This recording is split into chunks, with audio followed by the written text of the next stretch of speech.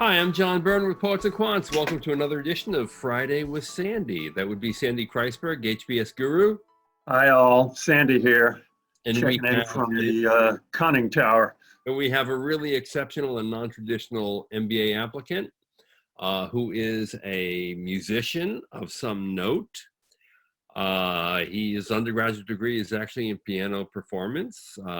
He has two graduate degrees from Johns Hopkins and about to get one from Northwestern University, both in music. Yeah, PhD in musical arts, right? Yeah, he's 31. His GRE is 319. He has exceptional GPAs on his graduate degrees, 3.9, 3.8, and a 3.0 from the Glenn Gould Conservatory on his piano performance degree. Let me just say the GRE was 83% verbal, 73% quant. We're going to call that an acceptable GRE. I wouldn't take it over. What do you think how important do you think the 3.0 would be, just to be totally primitive about it, John? Even though it's a long time ago. I don't think it's important at all, primarily because he's taken 10 math and physics courses at Northwestern. So he's not taking light non-quant stuff. He's kind of like a poet and a quant. Yeah, but mostly it was a long time ago. That's true. Yes. All right. Okay, so where does he want to go? This is important. Kellogg, HEC Paris, and then SKK, which is a school in Seoul, Korea. Okay, I think he has a real good chance at SKK in Korea, although I don't know anything about it.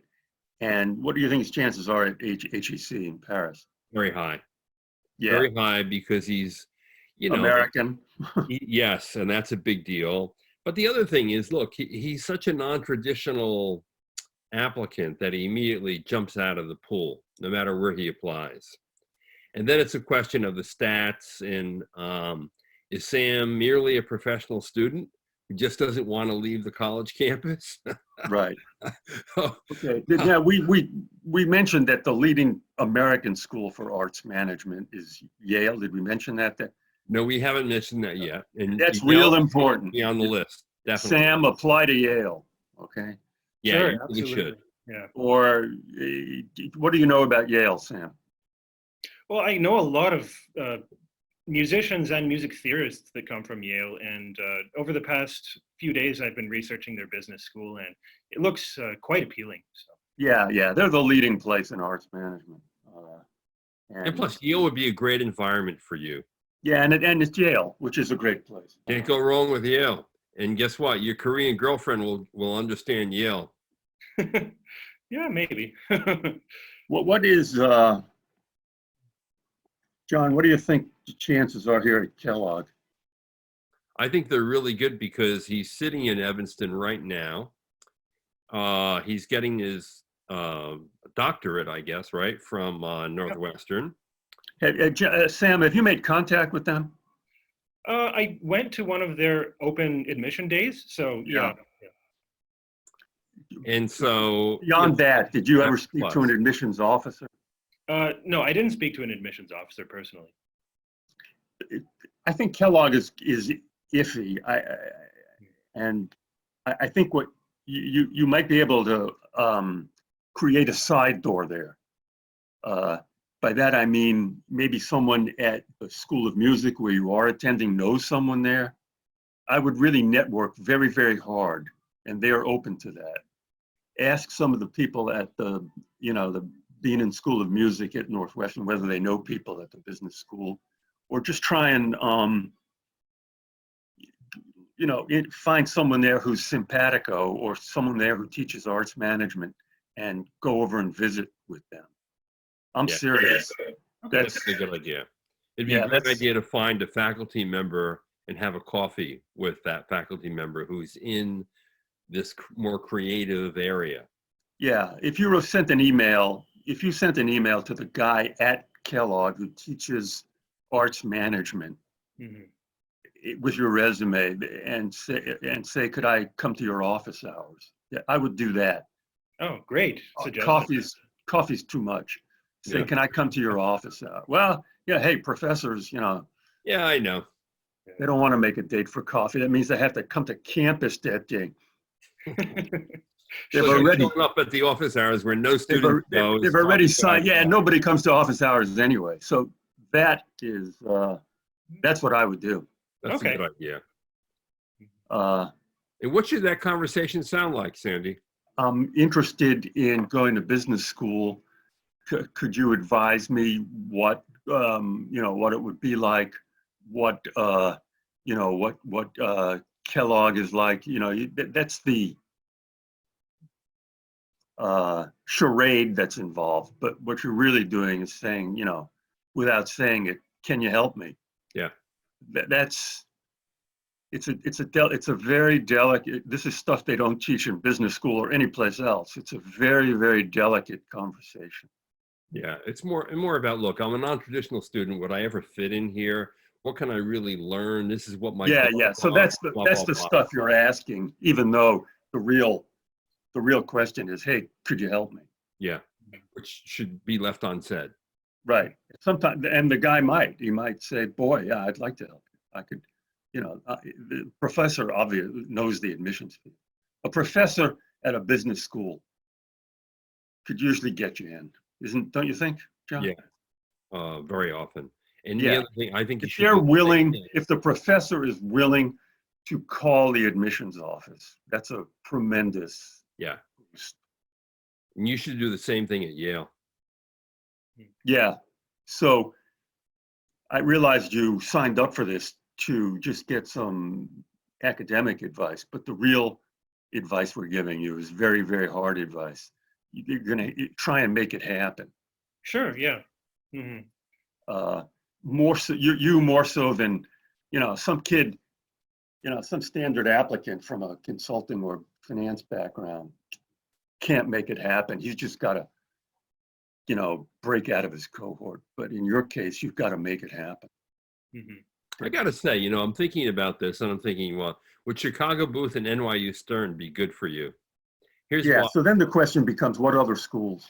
Yeah, because they have video components to their essay questions where you could literally sit at a piano, play and talk. And I just think that would be such a unique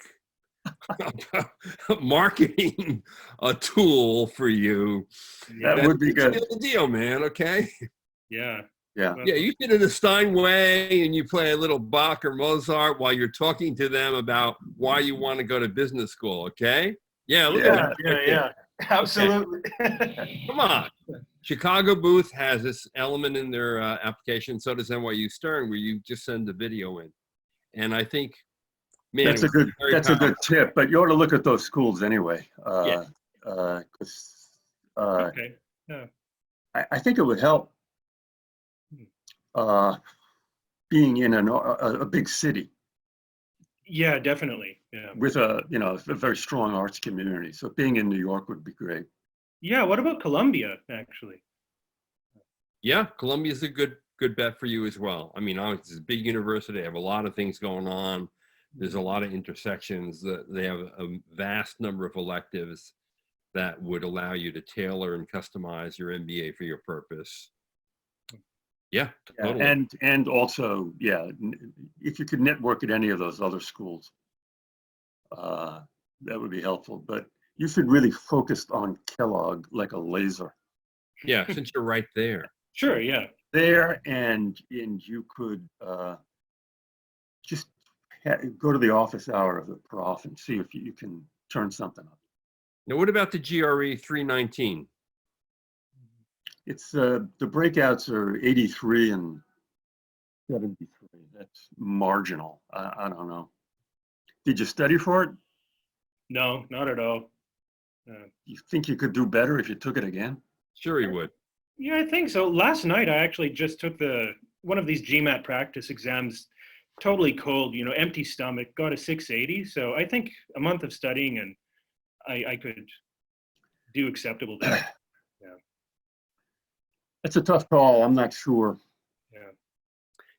It's mainly because you got so many other things going for you. The 2 graduate degrees, the high GPAs, the math Yeah. courses. I'm not so sure it's necessary. Yeah, I'm not so sure it's going to make it. I might stick with what you got there unless you're really, unless this is super, super important to you. Well, look, SKK and HSA Paris, they're going to welcome you with open arms. Kellogg, you're going to have to fight for a little bit, but not a lot. Yale, you might have to fight a little bit more. Columbia, maybe a little bit more. But it's worth it. Okay. Yeah. The other thing is just since you took the practice test, it tells me something about your ambition. And if in fact you want to get some scholarship money, or you definitely want to get into a Kellogg, Yale, Columbia situation or Chicago Booth, you might. Yeah, if you enjoy a project of saying, you know something, I'll play along. You know, I'm willing to take the GMAT, you know, 1 more time, 2 more times. I'm just interested in playing this game. If that kind of stuff interests you, man, do it. That's what John is saying. And Sandy, what about practice tests? Because, you know, Sam mentioned he just took the practice test for GMAT on a lark almost. He got a 680, so he's pretty confident he could probably get 710, 720 with a little study. But are those practice tests seduction tools for GMAT? Because in other words, they make people think they're doing well, and so they make you lock in on the test, given all the competition with GRE. I wonder about it. Yeah, that's a good question, John. It's not my area of expertise, but I wouldn't put it past them. Wouldn't put anything past those guys. Okay, I think with Sam, I think you're going to Yale or you're going to Kellogg or maybe you're going to Paris. Paris is a great place, man. Yeah. No kidding. Yeah. They would love you. And it's a great school. The kids are terrific there. You know, obviously, culture, art is highly respected, probably even more so than here. It matters, a big deal. You'd be a star there. You'd be a star anywhere, really, because of your incredible talent. Hey, here's a question for you before we cut off. What's your favorite thing to play on the piano?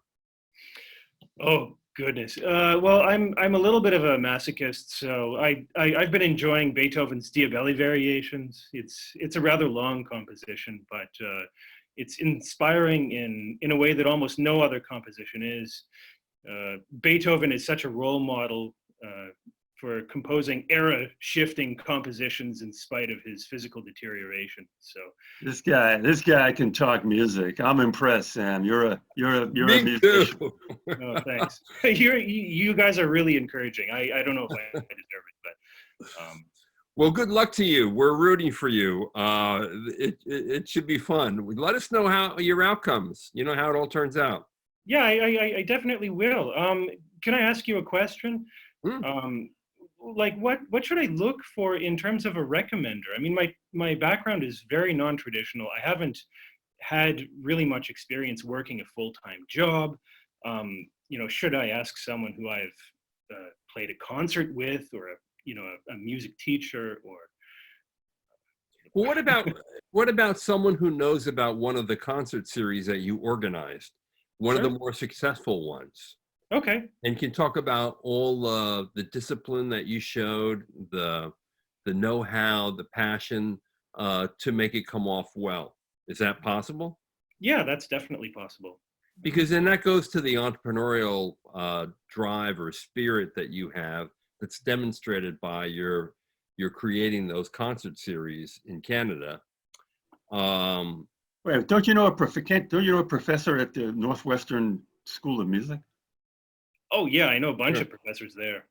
Well, they should be your recommenders, and they should say, "I know this guy. I've spoken to him. This guy is not only a talented pianist, but this guy is really going to be a leader in arts management. He's got a great collection of skills."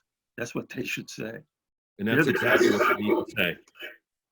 That's what recommenders say. Yeah, those guys have worked with you. You know, I've seen this guy work with people. He's a great leader. He's a great team player. And this guy is really going to be a leader in arts management.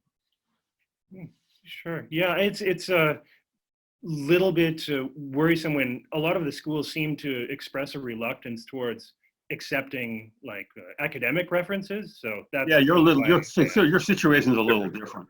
You're Okay, definitely good. different. They say that because it's a cue that they want to know about your workplace, but to some Yeah. degree, this is your workplace. Okay. All right, time for Beethoven. Sam, Sure thing. thank you so much. It was a thanks pleasure to you meet guys. you. Pleasure to meet Sandy, you as thank well. you again for all your incredible insights. Really appreciate it. And to all of you, thanks for watching. This is John Byrne with Poets and Quants.